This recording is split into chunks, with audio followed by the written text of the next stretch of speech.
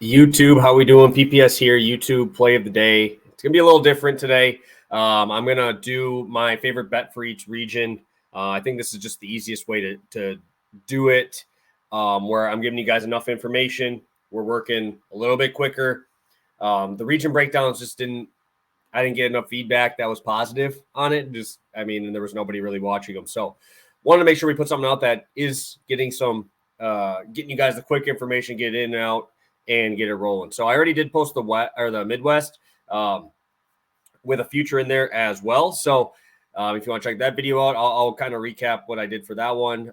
First off, obviously going to recap our last NBA play, which was Mr. Luka Doncic over 19.5 rebounds, assists. That thing absolutely smashed. Moved to 13 and 8 there, 4.7 units. And all of these are also going to be easier for me to track on my YouTube play of the day numbers for college basketball. So 69, 47, 15.88 units. I will actually be talking about every single one of these bets on Past the Prop. I'm going to get these bets in and out for you guys, and it's super easy for me to track how I'm doing in this first round. So just a heads up, if you want a full breakdown, I'm going to talk about it for a lot longer over on YouTube on my Past the Prop show here with Stu, and it's actually in a little bit. So I'm going to get this out. I'll post it after that video's out, so you guys have a quick and easy breakdown there to check out. So if you watch that first video, my first play was Akron plus 12.5. I can't trust Creighton away from home shooting threes, especially in these neutral court environments. They're one of the top teams in percentage of their points coming from the three-point line, and Akron is a top 10 three-point shooting defense. Think that neutral court, Enrique Freeman as well down low. I think that's going to be a great matchup. It's going to be one that I think Akron can dictate the pace and slow it down a little bit, which honestly I think would be great for them. And I just think 13 points is just a tad too high for me. I think 13, if I can get 12.5 here on these guys, I'm feeling pretty good about that number. So maybe rolling with Akron plus 12.5, minus 110. Looks like it's still sitting there. And one of my plays did move quite a bit. I'm using these off of what I played and put in my VIP group. I got about 15, 20 plays here for first round. So I'm just going to drop my one for each region. And again, as always, if you guys want more plays, make sure you shoot me a DM over on Twitter. Let's move over. We will move over to the south part of the bracket, going up there. And I'm going to go Kentucky team total. I know it's been one that I played a lot. I know it's not one that's not where you were expecting an over in the first round, since everybody's going to be betting the unders. I have a lot of unders on the card, but I do think Kentucky has enough here. Oakland is just not a deep team at all. They usually run about 7 guys. Trey Townsend is an absolute monster. I get that. But how are they going to slow this team down, right? I really don't know, especially if Kentucky gets ahead early, which, again, one of the best first half teams in America. Now you're going to get them against an Oakland team where they out-athletic you. They want to push the ball. They shoot phenomenal from three. And if you go over to Oakland here, they're 230th in the country in guarding the three-point line at 34.5%. And that is against Horizon League opponents. Now you're going to be playing Kentucky. You got Reed Shepherd out there who's turning it around. Antonio Reeves is an absolute baller. I love that guy. I'll have a prop on him most likely this week as well. I just don't think there's not enough depth here for Oakland to slow down Kentucky. I think they try to get up early, get up big, probably pull the starters. But I think if they're going to pull the starters with like 8 minutes left, they're going to be close to like 75. So Kentucky has a deep enough bench. All of those dudes on the bench are 4 or 5-star recruits. So I think they'll be able to get in those games and want to score as well. So that's the kind of thing I like right now with the portal being crazy. I hate it being open right now, but everybody has to show a good tape for themselves here. So I think Kentucky does get there and pushes close to 100 here. Moving on to the East, I'm going to the Duquesne Dukes. Plus 10, minus 120.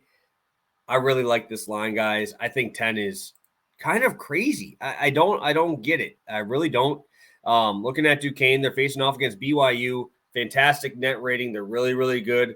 Again, neutral court with a team that shoots a lot of threes. I'm always going to lean towards the dog there. Duquesne, definitely a spot here that not many people, I'm assuming, watch this team much throughout. the season because they didn't play very well, but they're getting healthy at the right time. This game's in Omaha, so it's not like really close to anybody, right? BYU, gonna be out in Utah there. Then you also have these guys out from Pittsburgh area, so it's not like it's a close game for either one. I think this is a good spot. Again, for a team that shoots a lot of threes like BYU and is heavily reliant on it, I want to roll with the dog here, especially when I'm catching double digits, right? When you get to March, what wins you games?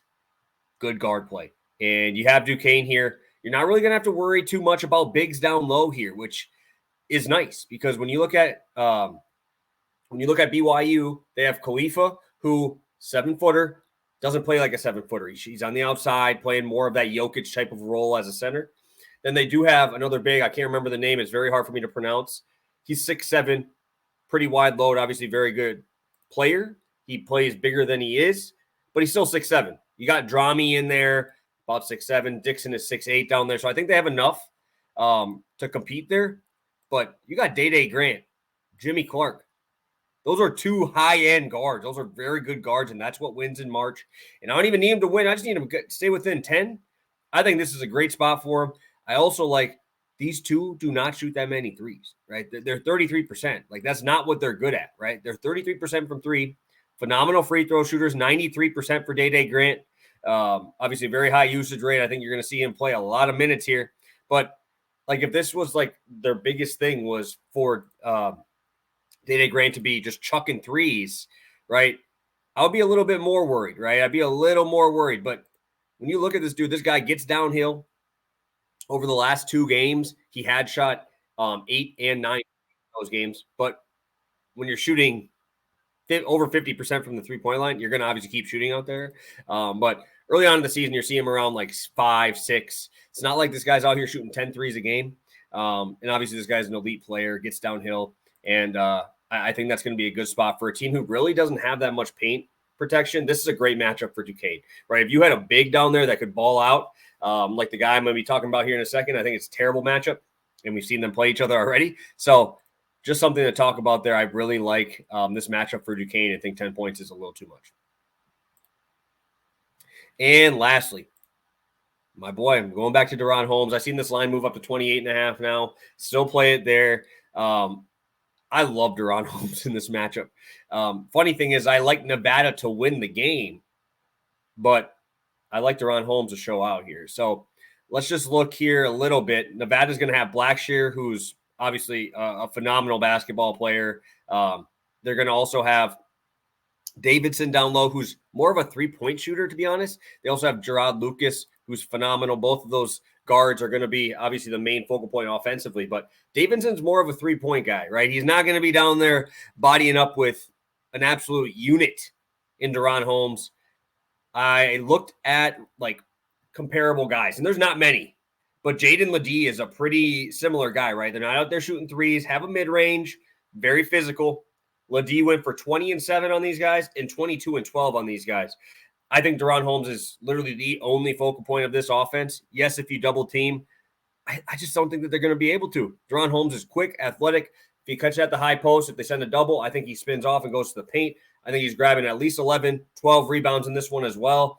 And Holmes is just an expert at getting to the free throw line. And if you guys wanted to kind of go off of what I said there with these guys, Duquesne was red hot, right? They won 8 straight games, beat Dayton in that spot, right? 65-57, really, really low-scoring game.